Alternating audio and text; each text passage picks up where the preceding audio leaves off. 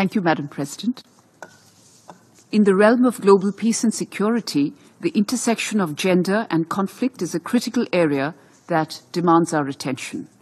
United Nations Security Council Resolution 1325 of 2000 laid the foundation for recognizing both the impact of armed conflict on women and the indispensable role that they can play in peace building.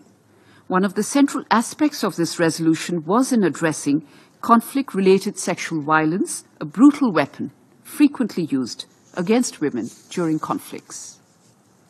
And Madam President, in recent decades, conflicts have become more fragmented and the theatre of conflict much more complex and volatile.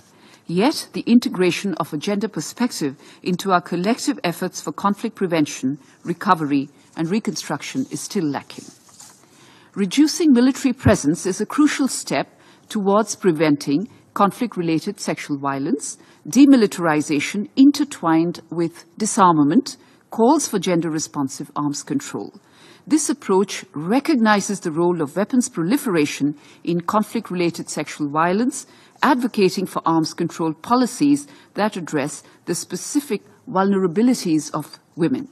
An effective implementation requires a multifaceted approach involving community engagement, particularly with women, insecurity and disarmament decisions.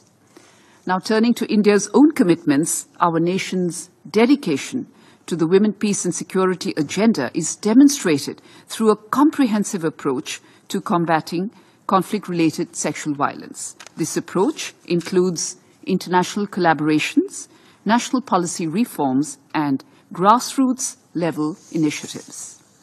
At the international level, India has contributed significantly to UN peacekeeping missions and has been very vocal about the need to incorporate gender perspectives into peace and security policies. I'm proud to mention that India was the very first country to deploy an all-women formed police unit to Liberia in 2007 under a UN mission. Indian female peacekeepers have played a crucial mentoring role in preventing conflict-related sexual violence, and we also take immense pride that Major Suman Gavani was awarded the UN Military Gender Advocate of the Year in 2019. India was also the first country to contribute to the Secretary General's Trust Fund in support of victims of sexual exploitation and abuse, and had also signed the Voluntary Compact on Sexual Exploitation and Abuse with the Secretary General in 2017.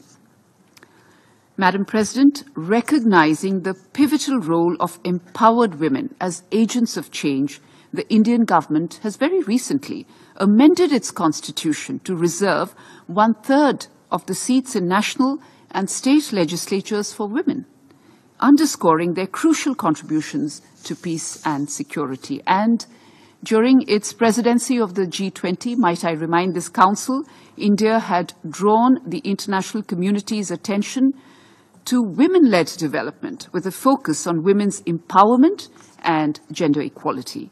The establishment of the G20 Women's Empowerment Working Group represents a most promising development in this regard. Madam President, I will conclude by stating that combating conflict-related sexual violence demands a multifaceted strategy that integrates prevention, survivor support, perpetrator accountability, and societal change regarding gender-based violence.